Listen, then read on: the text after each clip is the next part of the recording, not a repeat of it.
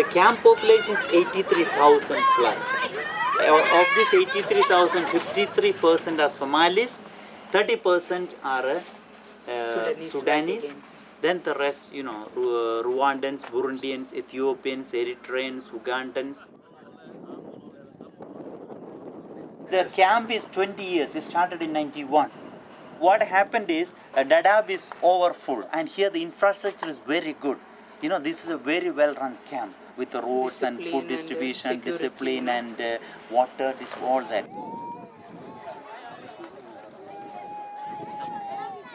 There is a conflict between Turkanas and the camp population.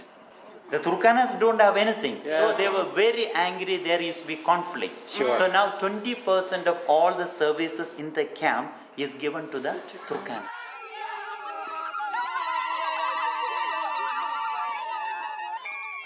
There are many Kenyas. There's not one Kenya. There's many Kenyas. You see the great infrastructural development in Kenya, but you're talking about a part of Kenya, central Kenya. Yeah. This is where the money went to build roads and everything else.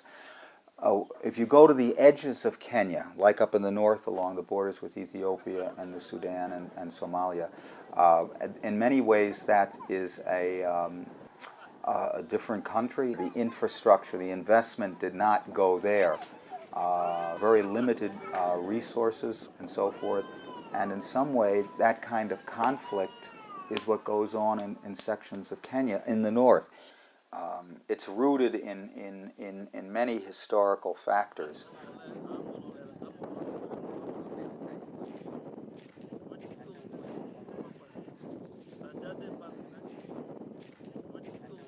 I am called Tia Ibrahim Tia. My age is 26 years old.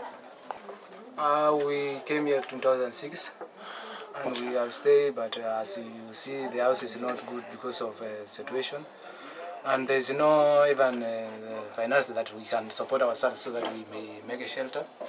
And we are staying in these such a places. And even you can see by yourself, other nationalities, they have their parents here. But as we, specific Nubian, we have no parent. We came only minor or boys only. That is the problem that we face it here in the camp. And it is like that. And at the same time, in our region, there is war is still going on.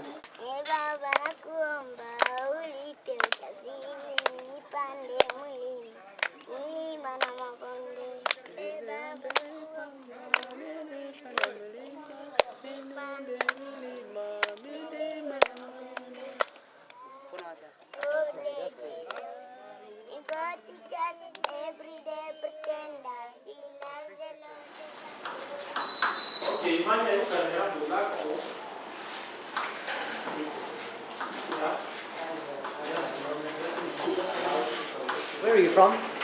Oh, I'm from Congo.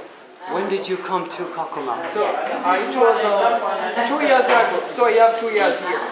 Before you came, did you speak any English? No, because there when you learn something, you learn in French, so you can't speak English. So what I am speaking here, I have learned here.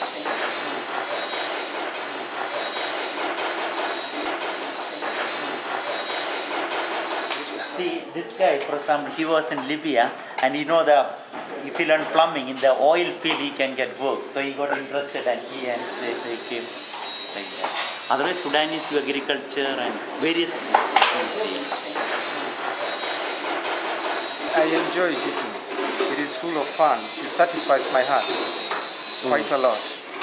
Yeah, when I see them grow, when I see these students grow, and they, because we have had some of them, like those who have gone back to Sudan, some have gone to America for resettlement, some have gone to Australia for resettlement. They keep on calling back that, teacher, we are so glad that you taught us and you are doing something right here and we are getting some money. You're able to, you're able to cope up with life.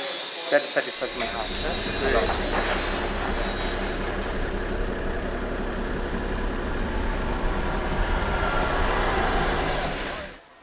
My name is Gitam Fakadu.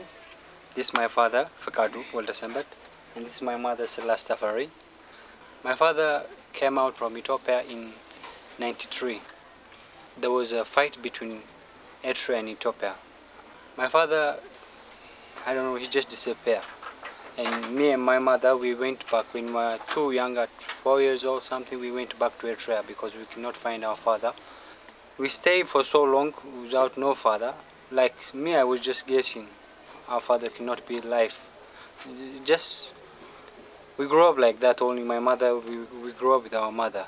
But later on, in 2009, 2008, because of the problem in Eritrea, you know, young boys like us, they usually took them to be soldiers. So we had to run away again, all of us, because my mother could not be remained behind. So me and my brother and my mother, we ran away. We contacted with Red Cross, and we tell them the story. They ask us a lot of things. They want to know where we came from. We tell them that we came from Eritrea, and after they ask us too many things, they ask about our father, and they start thinking maybe your father can be in the refugee. There is a place called Kakuma, and there's Ethiopian refugee there. In that day, at that moment, they found our father. I don't know how, it was fast. They just found him, and my mother and my father, they start contacting. At that moment, my father, he didn't even believe. He was start crying, and he hang up. He was saying, "You guys are joking." And my mother, she cannot control. There was too emotional thing. The day was emotional day. I was happy to find my father, and he didn't get married. He was alone for 18 years. My mother the same. This is a short way story, but my father he has been surviving here for 20 years with